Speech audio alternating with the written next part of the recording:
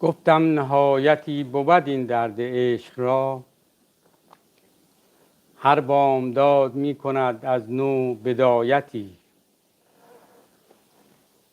معروف شد حکایتم اندر جهان و نیست، با تو مجال آن که بگویم حکایتی. به نام خدا، با سلام و عرض و ادب و احترام خدمت همه همراهان گرامی، معرفت پژوهان محترم و همه علاقمندان ارجمند مکتب عرفان کیهانی حلقه. امروز 20 ژانویه سال 2022 میلادی مصادف با 30 خرداد ماه سال 1401 خورشیدی ساعت 12:34 ظهر به وقت تورنتو. من محمد علی طاهری، بنیانگذار مکتب عرفان کیهانی حلقه، در این برنامه زنده در خدمت شما عزیزان هستم تا به مناسبت بزرگداشت روز پناهندگان هم به عنوان یک پناهنده و هم به عنوان مؤسس سازمان صلح طاهری ضمن بزرگداشت این روز در حمایت از همه پناهندگان، به ویژه پناهندگان عزیز ایرانی، مطالبی رو به عرض شما دوستان محترم برسانم. در ابتدا باز هم فرصت را مغتنم می‌شمارم تا از همه نهادهای حقوق بشری بین‌المللی از جمله کمیساریای عالی پناهندگان سازمان ملل متحد UNHCR، کمیساریای عالی حقوق بشر، عفو بین‌الملل، کمیسیون بین‌المللی آزادی ادیان آمریکا و بسیاری از سازمان‌ها و نهادهای دیگر در سرتاسر دنیا، پارلمان‌های نقاط مختلف دنیا از جمله پارلمان اتحادیه اروپا، همچنین اداره مهاجرت و دولت مردان کانادا و همکاری و کمک‌های بسیار صمیمانه و فوری اونها، تشکر قلبی خود رو ابراز و قدردانی می‌کنم که امکان پناهندگی رو در اسرع وقت برای بنده فراهم کردن و در واقع جون منو نجات دادن. در ضمن از همه اونها که در سرتاسر دنیا، چه در ایران و چه در خارج از ایران، به هر نحوی طی حدود 9 سال اسارت و بازداشت غیرقانونی من در بازداشتگاه امنیتی برای آزادی و نجاتم از پای چوبه دار بیوقفه تلاش نمودند، صمیمانه سپاسگزاری میکنم و بهترین ها رو از خداوند متعال برایشون آرزو نموده و طلب خیر دارم. لازم به ذکر است که طبق قوانین بین‌المللی پناهندگان افرادی هستند که از کشور خود به خاطر ترس از تعقیب نژادی، دینی، سیاسی، جنسی و یا وابستگی به گروه‌های اجتماعی خاص گریخته و نمی‌توانند به کشورشون بازگردند و تأمین جانی ندارند. ماده 14 اعلامیه جهانی حقوق بشر در بند 1 اعلام میشه که هر کس حق دارد در مقابل شکنجه، آزار و تعقیب پناهندگی جستجو بکنه و در کشور دیگری پناه بگیره. که البته بند 2 اذعان میکنه که این مورد شامل مجرمین و اونهایی که مرتکب جرم عمومی و غیر سیاسی هستند یا رفتارهایی که مغایر با اصول و مقاصد سازمان ملل متحد هست محروم هستند و شامل نمیشه. همینجا یک پاسخی رو به بعضی از افراد بدم که در کلاب هاوس‌ها و غیره تبلیغات سو میکنن که بنده مجرم بودم و در حین مرخصی در واقع از ایران فرار کردم و مجرمیت من سر جای خودش باقی است، که در اینجا لازم به ذکر است که کسی رو که سازمان ملل متحد UNHCR بهش پناهندگی میده و پناهندگی رو دنبال میکنه احراز هویت کامل میشه از نقطه نظر داشتن سابقه جرایم کریمینال و جرم‌های عمومی و غیره کاملا بررسی میشه. این جهت اطلاع همه کسانی هم که به نحوی دنبال پناهجویی هستند. در همین راستا روز جهانی پناهندگان روزی است بین‌المللی که توسط سازمان ملل متحد به منظور احترام به پناهندگان در سراسر جهان هر سال در چنین روزی برگزار میشه تا از قدرت و شجاعت افرادی که برای فرار از ظلم و ستم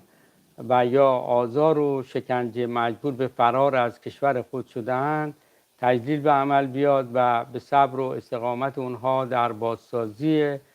دوباره زندگی هایشون عجز نهاده بشه.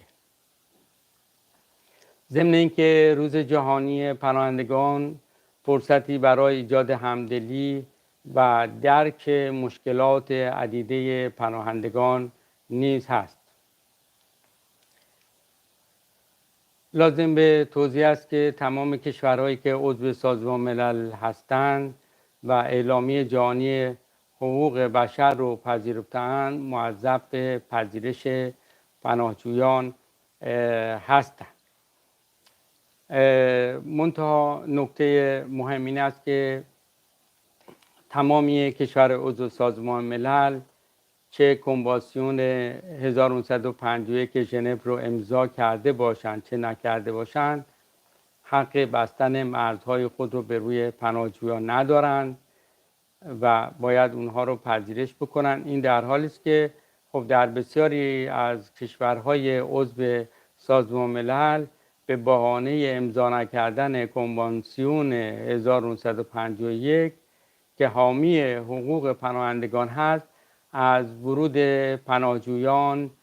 و پذیرش اونها ممانعت میکنند و خب این باعث شده که عده زیادی دچار آوارگی بشن و بعداً در بین مرزها سرگردان باشند و در بعضی از مواقع هم افراد اگر به نحوی وارد کشور شده باشند اونها رو دستگیر و به کشور مبدأ دیپورت و استرداد میکنه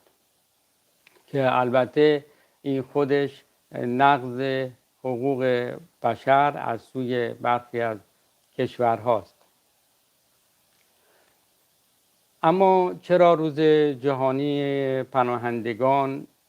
اهمیت داره و مهم هست؟ از اون جایی که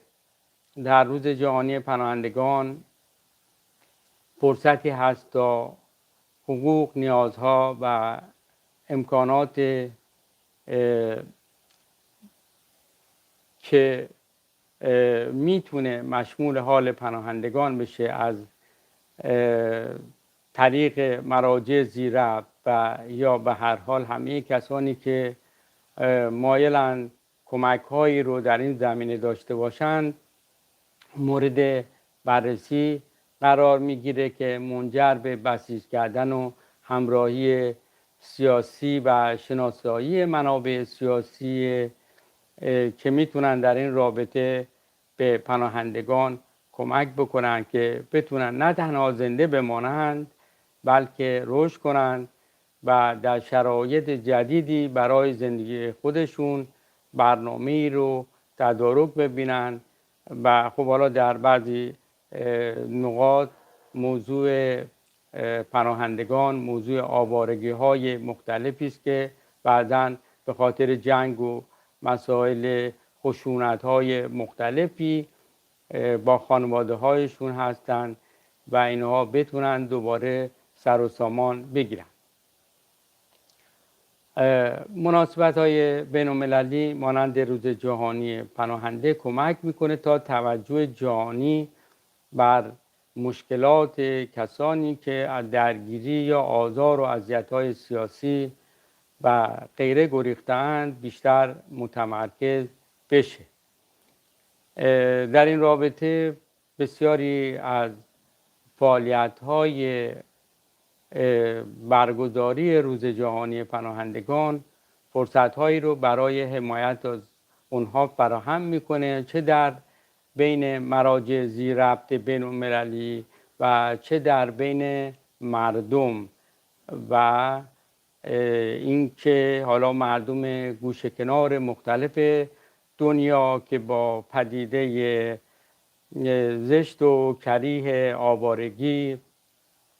و پناهندگی مواجه هستند، دیده میشه که مردم اون کشورها ابراز نارضایتی میکنن و خوشنود نیستن و به دولت‌های خودشون فشار میارن مبنی بر اینکه از پذیرش پناهندگان سر باز بزنند و به هر حال به نوعی اونها رو تحت فشار قرار میدن. حالا جاهایی مثل ترکیه، مثل حالا بعضا اسم نبریم، ولی به نحوی هم حق دارند هم به نحوی میتونیم بگیم که با توجه به شرایط و مشکلاتی که پیش آمده و پیش خواهد آمد و مصیبت‌های بزرگتری در راه است، همه انسان‌ها بایستی بتونن در چنین شرایطی حالا هر چقدر که به خودشون فشار میاد و به هر حال دچار معضلاتی میشن بتونن این همیاری رو داشته باشند با انسان‌های دیگری تا اونها هم فرصتی برای زندگی پیدا بکنند و اونها بدونن که افرادی که آواره شدند و دنبال پناهجویی و پناهندگی و اینها هستند افرادی نیستند که از خوشی زده باشن بیرون و همه اونها دردمندن و مسائلی در مملکت خودشون براشون وجود داره، ناامنی ها و دیگه حداقلش عدم تأمین یک زندگی حداقلی هست که برای اونهایی که قصد مهاجرت میکنند. حالا بحث مهاجر با پناهنده اگر تعریفایی بکنیم یه خورده متفاوت باشه، ولی همه اینها محصول بی‌عدالتی های اجتماعی است و همه اینها محصول قدرت طلبی ها و انحصار طلبی ها و مسائل مختلفی است که افراد مختلف در کشور خودشون نمیتونن صاحب یه لقمه نون باشن، صاحب این باشن که از تخصصشون بهره مند بشن، یک زندگی حداقلی رو داشته باشن و بتونن خانواده رو اداره بکنن. برای همین هم وقتی میبینن که همینطور عاطل و باطل موندن مجبور میشن بزنن به اینکه به یه نحوی به جای دیگری مهاجرت بکنن، حالا یا به صورت پناهنده یا به صورت مهاجر. وجه اشتراک همه اینها در این هست که همگی دچار معضلاتی هستند و اون هم اینه که بازیچه دست قدرت مداران و سلطه جویان هستند، فرقی نمی‌کنه. حالا در یک مواردی به خاطر مسائل و مشکلات مختلف اقلیمی و خب حالا سیل، آتشفشان و غیره، اینها آواره بشن ملتی و مردمی که خب این ممکنه که گریبان هر کسی رو، هر جایی رو، هر کشوری رو بگیره. زلزله و غیره میتونه مسائل و مشکلات مختلفی رو پیش بیاره و مخصوصا که در همین زمینه در آینده انسان با معضلات بسیار زیادی در خصوص زیست محیطی با اون مواجه خواهد شد، به ویژه با گرم شدن جو کره زمین و بالا رفتن دمای اون، به هر حال نرسیدن به پدیده گلخانه‌ای که یکی از معضلات بزرگ برای انسان در روی کره زمین هست و آب شدن یخ‌های قطبی، به زیر آب رفتن بعضی از شهرها و از همه مهمتر این که اجبار به این که مناطق استوا تخلیه بشه در آینده و به سمت قطبین زمین مهاجرت بکنن و این مهاجرت های بزرگی که در 10-20 سال آینده پیش خواهد آمد، از اون به بعد تخلیه مناطق استوایی و حرکت به سمت قطبین زمین و سرزمین های قطبی بزرگترین مهاجرت هایی رو در آینده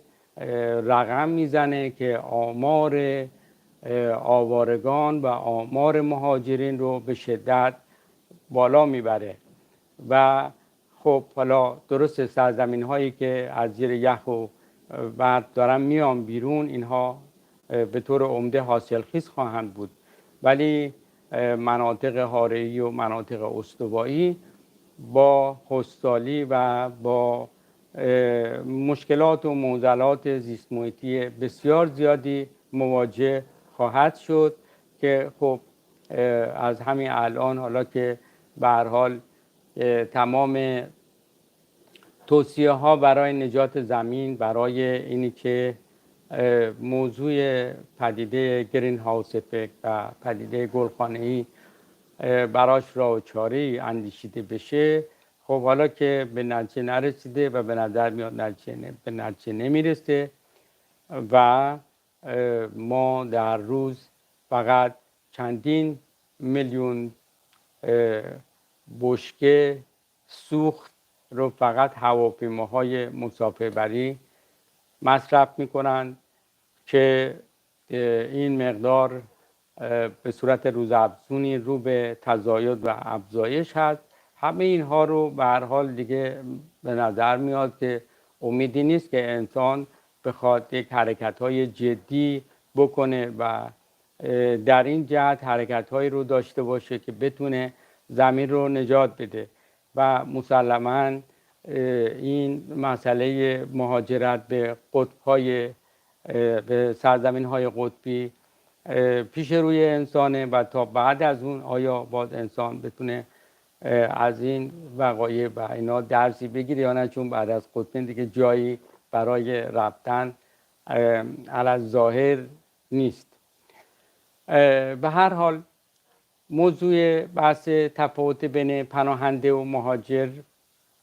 رو در همین اثنا توضیح دادیم. پناهنده مجبوره، به نوعی مجبور به فرار هست، به نوعی مجبوره که از مملکت خودش بگریزه برای اینکه تأمین جانی در مملکت خودش نداره. کما اینکه در مورد خود من طبق همه اسناد و مدارک بعد از آزادیم در معرض تهدید ترور علنی بودم و تبعات مربوط به اون که خب همه در جریان هستند و همه دنیا اون رو میدونه و همه محافل بین المللی طبق اسناد و مدارک در جریان اون هستند. خب ولی مهاجر به هر حال به علت این که در مملکت خودش جایی برای خودش نمیبینه، حالا به هر دلیلی یا اونجا رو مناسب برای رشد خودش نسبت به استعدادش، نسبت به تخصصش نمیبینه، خود رو به هر حال ملزم میدونه که به اصطلاح به سرزمین دیگری بره تا بلکه بهتر شکوفا بشه و بهتر بتونه زندگی خودش رو سر و سامان بده. به هر حال مهاجر کسی است که به دلایل سیاسی، اقتصادی یا شخصی از کشوری به کشور دیگه نقل مکان میکنه. پس در این صورت ما میتونیم،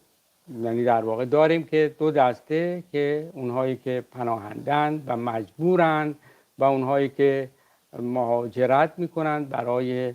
اینکه مسائل زندگی خودشون رو بهتر بتونن تأمین بکنن. و پناهنده در واقع سه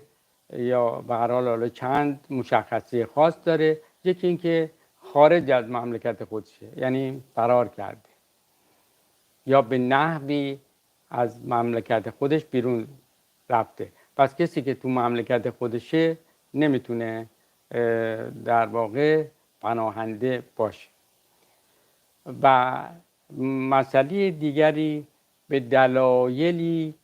غیر از جرائم عمومی، همونطور که گفته شد، مثل دلایل درگیری ها و مسائل جنگ ها و مشکلات نژادی، دینی، ملیتی، جنسیتی، حتی اونهایی که در رابطه با مشکلات جنسیتی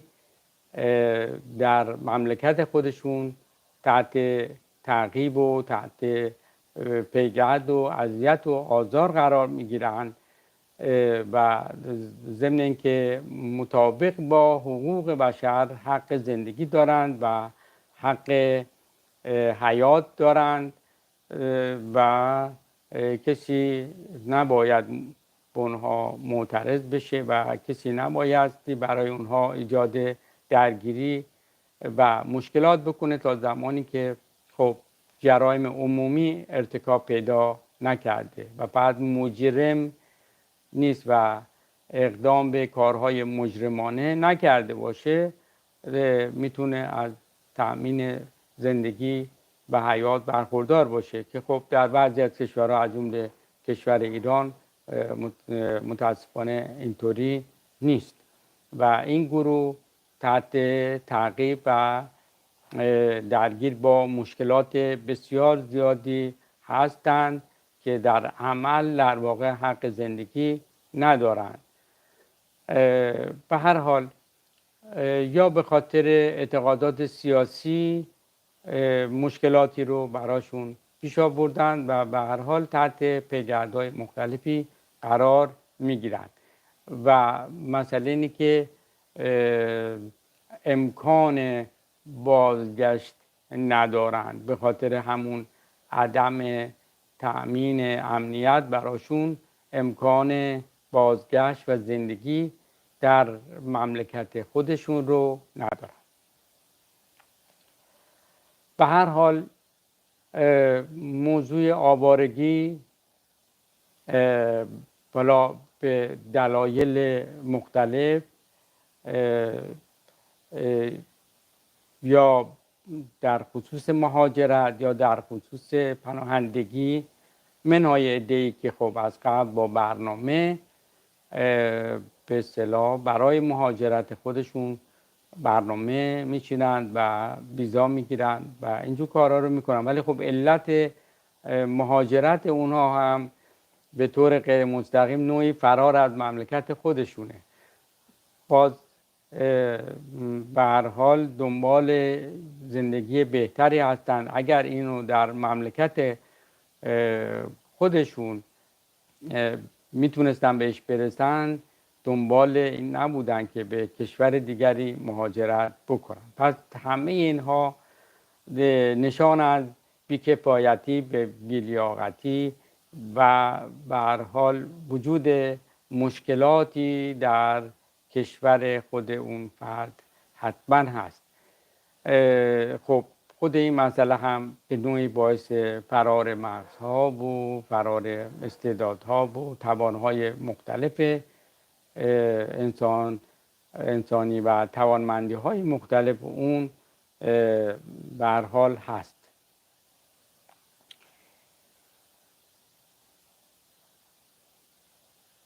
مرجعی که به امور پناهندگان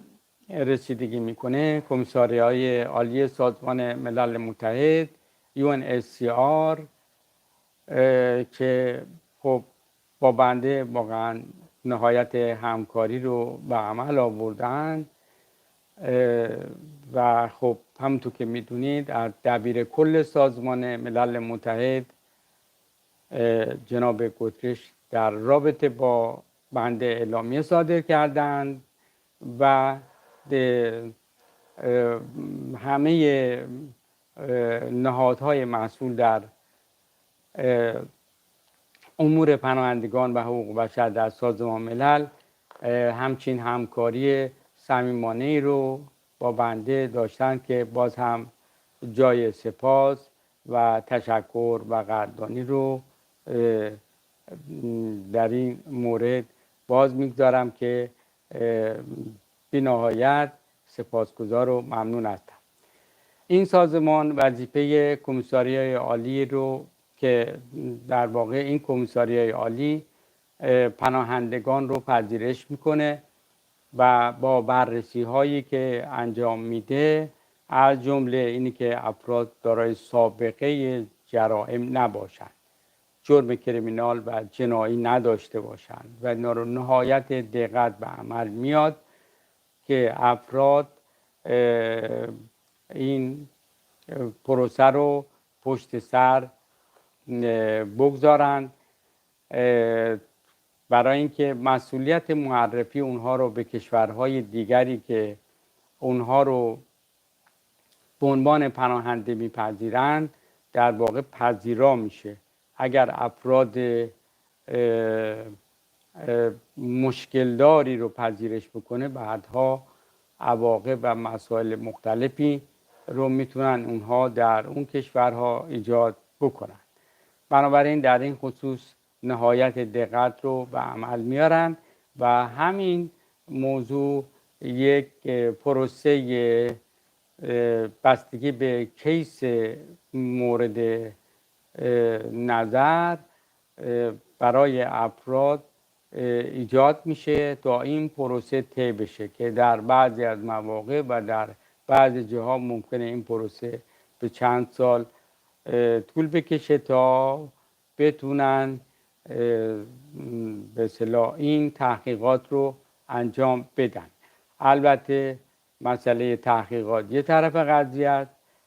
و موضوع نوبت و اینجور مسائل با توجه به تعداد زیاد پناهندگان از طرف دیگه هست. مضافاً بر این که خب مدام مسائل و مشکلات مختلفی به اصطلاح پیش میاد، مثل مشکلاتی که برای افغانستان پیش اومد که مدتها کار UNHCR رو به خودش اختصاص داده، یا بحث اخیر که در خصوص اوکراین رخ داده و حالا در سایر نقاط مختلف. منتها الان همین موضوع اوکراین شاید حدود 13-14 میلیون نفر رو الان در خارج از اوکراین آواره کرده باشه که خب طالب پناهجویی هستند و میخوان پناهنده بشن قاعدتاً و باید به جای امنی انتقال پیدا بکنن. خب اینا باعث میشه که به هر حال موضوع سایر پناهندگان در لیست های انتظار طولانی تری قرار بگیره. به هر حال موضوع پناهندگی یکی از زشترین پدیده هاست که نشان دهنده ظلم و ستم و نابرابری در جوامع بشری است و اما در عمل اقدامی است ظلم ستیزانه و خداپسندانه. به آیه از قرآن مجید اشاره می کنم در باب حرمت چنین عملی که در اونجا آورده شده که ان الذین توفاهم الملائکة ظالمی انفسهم قالوا فیم کنتم قالوا کنا مستضعفین فی الارض قالوا الم تکن ارض الله واسعه و تهاجروا فیها فاولئک مأواهم جهنم و ساءت مصیرا. وقتی که ملائک یا کارگزاران الهی کسی رو که در اصل حالا به خود ظلم کرده به طریقی که یکیش همون تحمل ظلم و ستمه میمیرانند، که در اینجا میبینید که صحبت از اسرائیل هم نشده بلکه کارگزاران متعددی رو صحبت میشه، اینو میمیرانند. سوال میشه که در اونجا چطوری بودید، در منظور در روی زمین چه کردید، چگونه بودید؟ میگن که ما از مستضعفین بودیم، در روی زمین از مستضعفین بودیم. بهشون گفته میشه که مگه زمین خدا وسیع نبود؟ خب هجرت میکردید، در اون ظلم و ستم رو تحمل نمیکردید. و در اینجا گفته میشه که پس جای اونها در جهنم هست که بد جایگاهی است. خب اینجا بحث این که قبل از این البته اینی که مبارزه با ظلم و ستم در وهله اول، نه اینکه از ظلم و ستمی شد بلافاصله لازم بشه اونجا رو ما به ظالم واگذار کنیم، خیر، ولی در وهله بعد این حرمت رو داره که ما زیر بار ظلم و ستم نریم. و در واقع این آیه اشاره به این موضوع داره که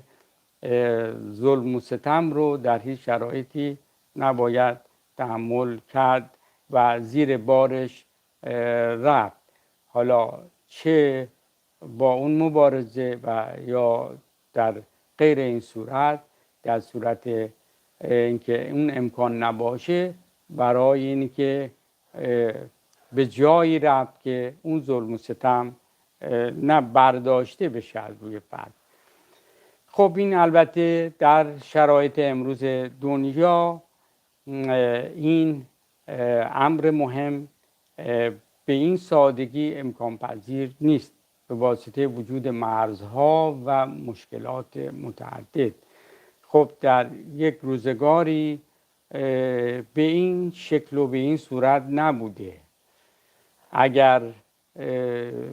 کسانی را می افتادن به هر حال از سرزمینی به سرزمین دیگه با این مشکلات که امروز مواجه هست روبرو نبودن، فقط مشکل به هر حال این سفرها و پیمودن این راه ها در بین بوده. امروز مشکل پیمودن راه در بین نیست، ولی مشکل عبور از مرزها و پذیرش در جاهای دیگر از مشکلات پیش روی همه کسانی است که مورد ظلم و ستم قرار گرفتند. به هر حال با گزارش هایی که وجود داره و کمیساریای عالی سازمان ملل برای پناهندگان، آمارهایی که داده میشه، مثلا فرض کنید تا سال گذشته که حدود گفته میشد 80 میلیون نفر آواره در جهان وجود دارند که خب امسال با توجه به مسائلی که برای اوکراین پیش اومده ما دیگه در معرض 100 میلیون باید باشیم. حالا تازه این اون کسانی است که خیلیاش مورد شناساییه و مورد چیزه. در این رابطه خیلی از افراد هم هستن که هنوز مورد شناسایی نیستن. و حالا کسانی هم که پناهندگی و تقاضای پناهندگی و اینها هم که چندین میلیون نفر، شاید 3 4 5 میلیون نفر همینطوری در همه دنیا به دنبال پناهجویی هستند. به هر حال در این رابطه عده زیادی جونشون رو به خطر میندازن و عده زیادی جونشون رو از دست دادن. مثلا فرض کنید گفته میشه در 5 6 سال گذشته بین شاید 20 تا 30 هزار نفر فقط در آبهای مدیترانه غرق شدن یا در جاهای مختلف دیگری جون خودشون رو از دست دادن. یعنی در واقع این اقدام امنی در واقع نبوده و برای خودش تلفات خاص خودش رو به اصطلاح داشته. در اینجا من و بنیاد صلح طاهری برای همه پناهندگان و آوارگان ضمن تحسین از همت و اراده اونها برای نجات خود از شرایط نابسامان که محصول بی‌عدالتی ها و قدرت طلبی ها و غیره است، از درگاه خداوند متعال برایشان یاری و استعانت می‌طلبیم و از همه نهادهای زیرربط درخواست می‌کنیم که بیشتر به فکر پناهندگان بوده و بیشتر اونها رو کمک کنند. در روز جهانی پناهندگان و آوارگان باید افکار عمومی جهان رو متوجه وضع دشوار این انسان ها نمود، به طوری که خب همه میدونیم که همکنون هزاران نفر در کشورهای مختلف جهان در اردوگاه‌های ویژه پناهجویان به سر میبرند و خب اونطور که گفته میشه حتی از ابتدایی ترین امکانات برای زندگی روزمره خودشون، امکانات اجتماعی، بهداشتی، آموزشی و غیره محرومند. خب خیلی ها به صورت به هر حال غیر قانونی از مرزها عبور کردند و به هر حال با اونها به عنوان یک پناهنده ممکنه برخورد نشه و ورود غیرقانونی اونها صرفاً در وهله اول دیده بشه و از این لحاظ و از این نظر با اونها برخورد خوبی نشه. خب البته یه موضوع هست که من اینو بگم که ماها در مملکت خودمون، در خانه خودمون بامون بی احترامی میشه، بامون مثل انسان رفتار نشده، بامون هزار جور تبعیض مختلف اعمال شده. دیگه از یه جای دیگری که خانه ما نیست چه انتظاری باید داشت؟ اما با این همه که خودمون اینا رو قبول داریم، ولی میخوایم که کاری کنیم که یا طوری حرکت کنیم که همه انسان‌ها دست همدیگر رو بگیرن و در یک تعاون عمومی و جمعی همگی قرار بگیرن و مسائل رو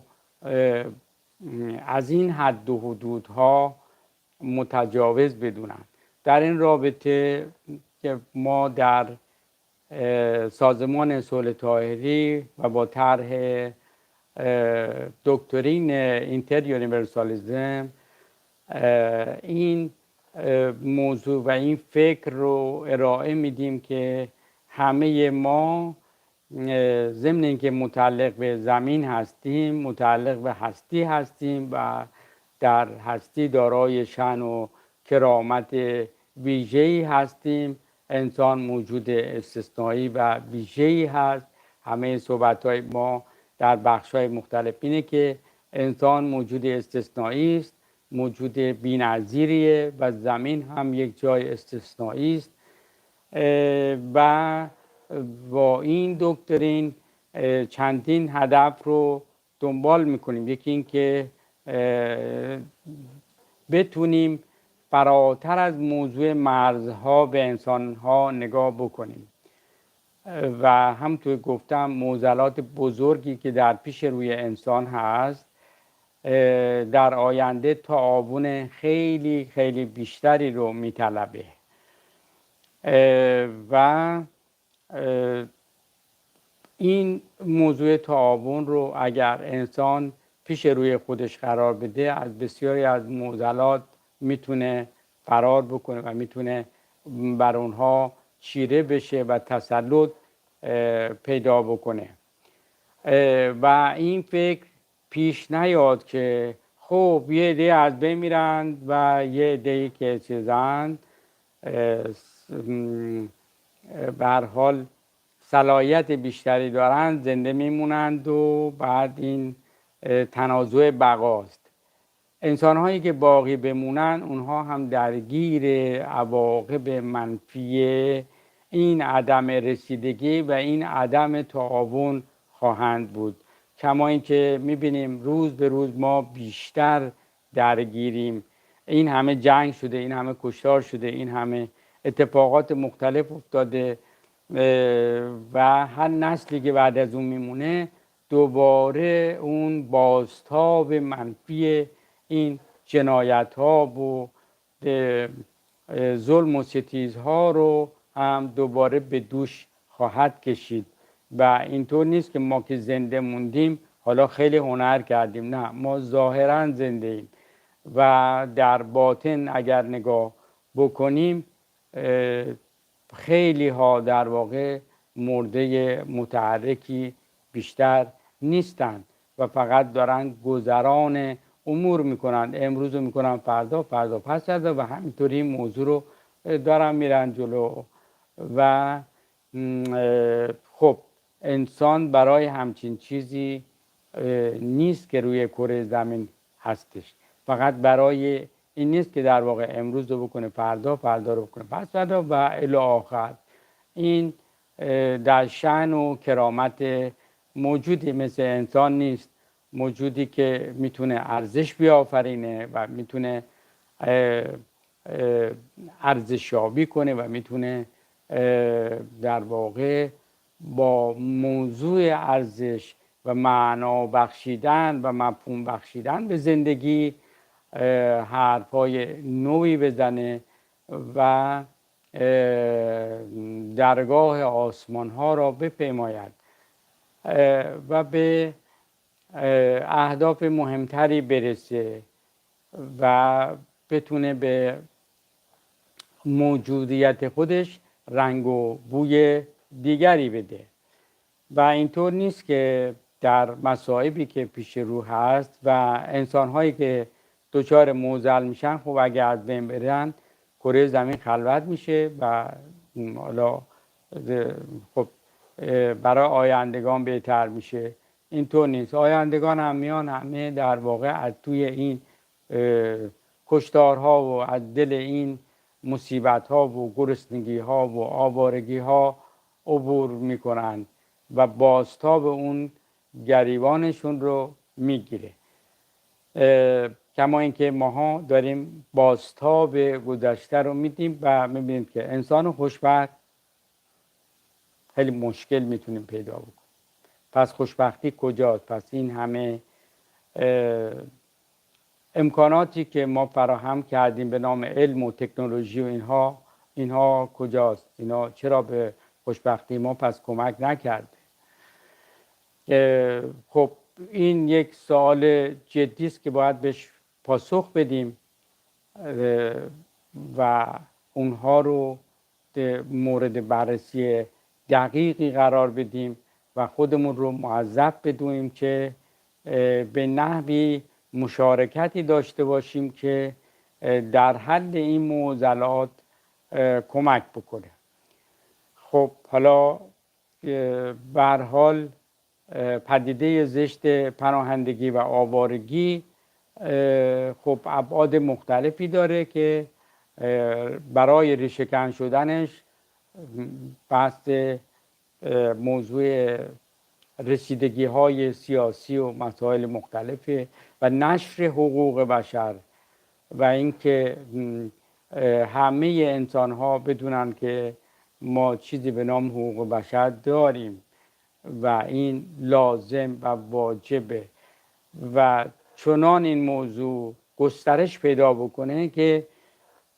سردمداران در کشورهای خودکامه و سلطه‌جویان که خب حالا با میل خودشون که قاعدتاً نخواهند خواست، نمیخوان و نخواهند خواست اون رو اجرا کنند، ولی طوری بشه که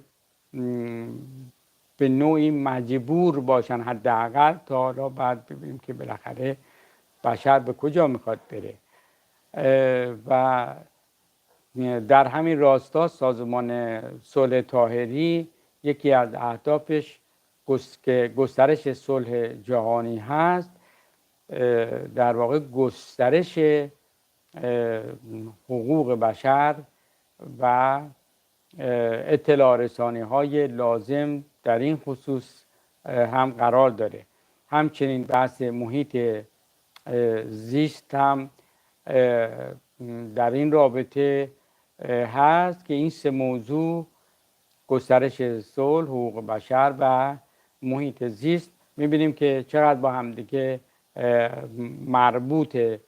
و به نوعی همه اینها رو ما بایستی به طور اساسی بهشون برسیم تا بتونیم در واقع از اینی که آواره های بیشتری داشته باشیم که یکی از این آواره ها در رابطه با محیط زیست بوده و هست و حالا در آینده خیلی بیشتر خواهد شد، اینها رو ما بتونیم، هرچند که الان هم دیر شده ولی شاید بشه با گسترش این آگاهی و به هر حال افکار عمومی جهانی، تصمیم گیرندگان و کار به دستان امور سیاسی جهان به هر حال به این موضوع مهم توجه بکنن و توجه داشته باشند و به هر حال بدونن که این تضاد منافع با مصالح بشری در یک نقطه بایستی مثلا دیده بشه. خب از اون بر گسترش صنایع مختلف و از جمله خب صنایع هواپیمایی که بنده خودم از علاقمندانش هستم، ولی خب اون بر قضیه این تا یه حدی چیز هست و بایستی به دنبال راه حل های دیگری بیایم برای اینکه خود این امر به هر حال سفرهای هوایی یکی از موارد مهم در حال حاضر در ایجاد پدیده گلخانه‌ای هست که در آینده باز بسیار شدیدتر میشه. به هر حال حالا بعضی مثلا توی موضوعاتی گفته بودن گاوداری ها هستن، گاه همه گاوداری ها رو بذارین رو هم به اندازه چند تا سفر هوایی هواپیما که هر کدوم چندین هزار لیتر سوخت رو در هر بار حمل میکنن و میسوزونن، گاز گلخانه ایجاد نمیکنه. به هر حال این مسائل رو پیش رو داریم و خب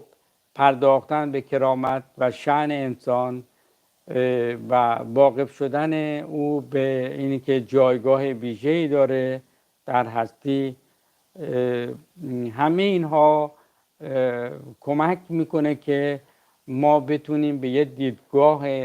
متعالی برسیم که حالا حداقل نجات خودمونه، حداقل نجات نسل بعدیه. حالا اگرم یک کسانی با موضوع تعالی و این چیزا میانه‌ای نداشته باشن و همونطور که بارها گفته شده انسان رو در واقع به عنوان یه حیوان پیشرفته در نظر میگیرن و زمین هم میگن جای استثنایی نیست و از این چیزا زیاده و آدم هم همچی چیز استثنایی نیست و در واقع شرایط رو برای یک وضعیت‌های دیگری آماده میکنن، اونها هم بدونن که سودی چندانی نخواهند بود. چرا؟ چون آینده این شوخی ها رو نداره و ما اگر نتونیم معنایی برای زندگی پیدا بکنیم تر و خشک و همه با هم میسوزه. بنابراین برای پیدا کردن معنا برای زندگی هم باید معرفت پژوهی کرد. خب علم نمیتونه معنا برای زندگی پیدا بکنه و فلسفه هم که عقل ما هم که خب محدودیت هایی داره. بنابراین پیشروی ما معرفت گرایی و معرفت پژوهی یکی از گزینه های مؤثری است که میتونه برای این قضیه راه و چاره هایی پیدا بکنه و که ما میپردازیم و در شرح وظیفه و رسالت ما قرار داره.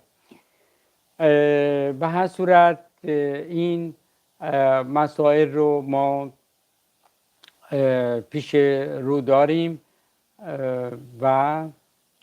خب سازمان صلح طاهری هم به فراخور حال خودش این موضوع رو در شرح موضوع فعالیت خودش داره که به هر حال امیدواریم که ما هم بتونیم فعالیت‌های خودمون رو گسترش بدیم و در این رابطه باز از دوستان عزیز درخواست میکنم که همکاری‌های لازم رو به خصوص در مسائل محیط زیست داشته باشن، از پاکسازی محیط زیست و از هر آنچه که به نحوی محیط ما رو میتونه آلوده بکنه. حتی ما میتونیم در مصرف محلول‌های شوینده، مواد دیترجنت و مواد شوینده، حتی ما میتونیم صرفه‌جویی بکنیم و در این رابطه کمک بکنیم از اینکه این مواد در واقع مواد شوینده دارن به سمت آبهای زیرزمینی میرن و اینها بالاخره در نهایت میلیون ها میلیون تن تولیدات مواد شوینده مختلف در دنیا داره میاد. اینا کجا میره؟ اینا باید نهایتا کجا بره؟ ما داریم آبهای زیرزمینی رو هم به تدریج آلوده میکنیم و در آینده همه اینها بعد معضلاتش رو دست به گریبانیم. هر کسی بتونه با حداقل مصرف در این مورد این قضیه رو رعایت بکنه، در مجموع خیلی خیلی کارساز خواهد شد در تولید آشغال، در تولید زباله، در حجم زباله، حتی در حجمش، برای اینکه هرچه حجم این کامپکتر و فشرده تر باشه جای کمتری رو ما نهایتا اینها رو خواهیم داشت و موضوع اینه که بتونیم هرچی رو قابل بازیافته بتونیم به اصطلاح مورد بازیافت قرار بدیم و تولید زبالمون به حداقل برسه. حالا در مورد مسائل محیط زیستی امیدواریم که بتونیم مسائلی رو دنبال بکنیم و ارائه بدیم. البته خیلی از موارد مسائلی است که همه عزیزان میدونن، ولی ما میخوایم که در واقع تشویقی به عمل بیاریم و ایجاد ترغیب بکنیم که عزیزان اینها رو رعایت بکنن و به دیگران هم انتقال بدن و به اصطلاح بدونیم جایی که داریم زندگی میکنیم با چه معضلاتی در آینده نزدیک روبرو خواهیم شد. امروز داریم آلودگی ایجاد میکنیم و فردا ما و فرزندانمون، حالا اگه ما تا زنده بمونیم و بالاخره نسل بعدی،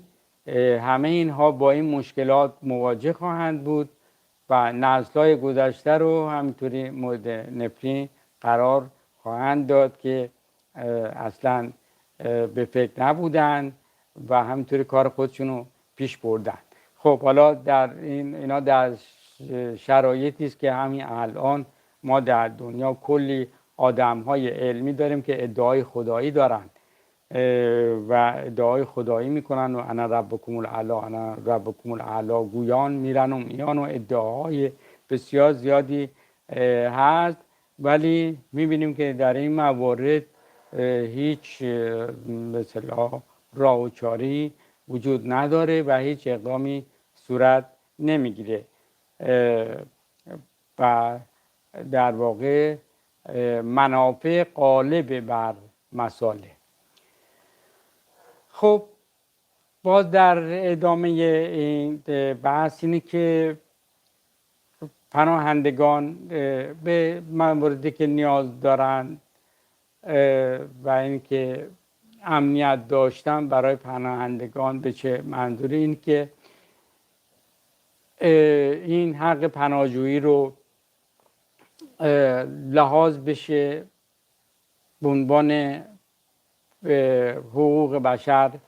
شناخته بشه که البته هست، شناخته شده، ولی موضوع اینجاست که بعضی از کشورها به رسمیت بشناسن و بتونن در این رابطه امور رو تسهیل بکنن برای پناهجویان عزیز که بالاخره مجبور شدن تن به یک شرایط دیگری بدن و در واقع اگر غیر از این بود هیچ وقت از خانه و کاشانه خودشون در نمی اومدن بیرون و شرایطی فراهم بشه که اونها دسترسی سریعتر و ایمن‌تری رو به جاهای امن پیدا بکنن که مسیرهای پرخطر و این تلفاتی رو که مدام اخبارش هست و مدام افرادی زندگی خودشون رو در صحراها و در آبها و در جاهای مختلف به خطر میندازند رو در واقع کمتر بکنن و یا شاید قابل حذف شدن باشه و اینکه شرایطی فراهم بکنن که افراد دیپورت نشن. حالا در بعضی جاها همونطور که توضیح دادم با افراد به عنوان ورود غیرقانونی به اون به هر حال کشور مواجه میشن و فرد رو مجرم تلقی میکنن و بعد به کشور مبدأ استرداد میکنن که خب اینا همه مشکل سازه و به هر حال مسائل مختلفی رو میتونه ایجاد بکنه و به هر حال رفتار انسانی با پناهجویان اینطور که خب خبر داریم در بعضی جاها ممکنه که با پناهجویان به همین دلایل پیش گفته رفتار و برخورد خوبی به عمل نیاد. خب بعضی از جاها بهانه هایی دارن، مسائل و مشکلات اقتصادی که خودشون دست به گریبانن، اعتراض های مردمی و اینکه مردم مایل نیستن این دفعه در کنارشون آوارگان هستن. خب و به هر حال حالا در بعضی جاها که میلیونی، مثلا در ترکیه میلیون ها آواره سوری یا در جاهای دیگه به هر حال این مسئله مختلف رو دوست ندارن در کنار خودشون ببینن که خب آوارگان هستن، برای اینکه آوارگی شرایط عادی زندگی رو به هم میزنه، پرستیژ کار رو به اصطلاح خراب میکنه و هر جا بیان میرن یه عده نشستن در حال زن و بچه و گشنه و تشنه و اینها. خب خیلی ها دوست ندارن که با همچین صحنه‌هایی مواجه بشن، ولی همونطور گفتیم این اطلاع رسانی ها باید بشه و باید گسترش پیدا بکنه که مردم این کشورها هم آگاه بشن که این بلا ممکن بود به سر خودشون هم بیاد و هیچ حساب کتابی نداره. هر روز ممکنه یک ملتی، یک مردمی آواره بشن. به هر حال تا خودکامگان هستند، تا انحصار طلبها هستند، تا قدرت طلبها هستند و تا قهر طبیعت هست. همه این آوارگی ها محتمله و میتونه اتفاق بیفته و ما بایستی همه انسان ها در یک تعاون جمعی قرار بگیرند و اینجوری فکر کنیم که امروز برای اوست، فردا ممکنه برای من باشه. حالا اینی که به هر حال چقدر باید کار کرد تا این قضیه را بیفته و بالاخره مردم با این سطح از اطلاعات و آگاهی، منظورم همه کشورها و همه انسان ها هستند و اینکه بدونن الان 1% مردم جهان تقریبا آواره هستند و بدونن که هر روز ممکنه مسائلی پیش بیاد که این بلا سر خودشون هم بیاد. کما اینکه ما در 10-20 سال آینده این موضوع رو در حد زیاد خواهیم داشت و مهاجرت های بزرگ و مشکلات عدیده،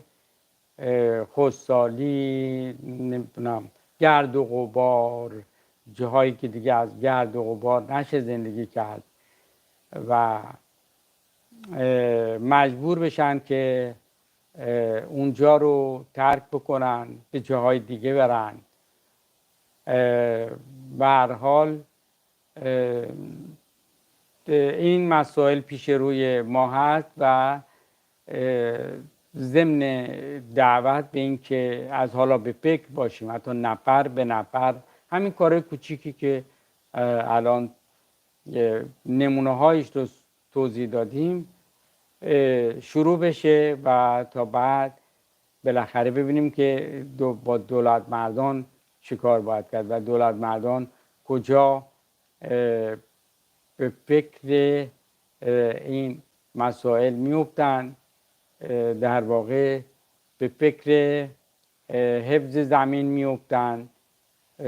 و خلاصه همه این مسائل رو دنبال میکنن و حالا مردم کشورهایی که درگیر با آوارگان و پناهندگان هستند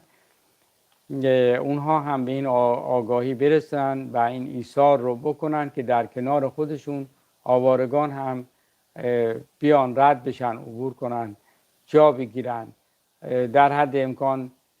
بهشون کمک بشه، ضمن اینکه اونها هم یک نیروی بالفعل هستند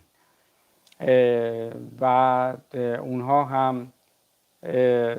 نیروی کار خودشون، نیروی فکری خودشون همه رو آوردن و با مدیریت هایی و اینی که به اونها ادای حق کار و مسکن و تحصیل و حالا کمک های عمومی و اینها داده بشه و این امکانات براشون فراهم بشه، اونها هم آدمایی هستن که بتونن متقابلا به نفع اون جامعه کار بکنن، حرکت بکنن و دین خودشون رو ادا بکنن در قبال کمکی که بهشون شده و مسلماً جای دوری نمیره. ضمن اینکه توضیح دادیم که در آینده بازتاب این به هر حال حرکت‌های مشکلدار که گریبان بشر رو میگیره، همین موضوع حالا در امروز روز پناهندگان و باید روز آوارگان هم بهش اضافه بکنیم، اینها بازتابش گریبان بشر رو میگیره. چقدر انسان‌هایی که در واقع قربانی این حرکات میشن، حرکاتی که مسببینش ما را ظاهراً در ناز و نعمت به سر میبرند و تصمیماتی رو که میگیرن با اون تصمیمات هزاران هزار نفر رو از خانه و زندگی خودشون و کاشانه خودشون آواره میکنه و اونها رو به کام مرگ میفرسته، به کام تباهی و فقر و فساد و مسائل و مشکلات مختلفی میفرسته و اونها بدونن که هرگز از پیامدهای ناشی از این قضیه به در نخواهند رفت و خودشون و نسل‌های بعد از خودشون تاوان این اقدامات منفعت طلبانه‌شون رو باید بده و پرداخت بشه. در اینجا به عرایزم خاتمه میدم. باز هم این روز رو گرامی میدارم. بعد از این جلسه ارتباطی هست طبق معمول که دوستان میتونن در اون قرار بگیرن به امید روزهای بهتری برای پناهندگان، برای آوارگان و به امید اینکه از حالا به فکر باشیم تا آیندگان آواره نشن یا در واقع بشه به نوعی مدیریت کرد که این پدیده زشت از روی زمین برداشته بشه. همه رو به خدای بزرگ میسپارم.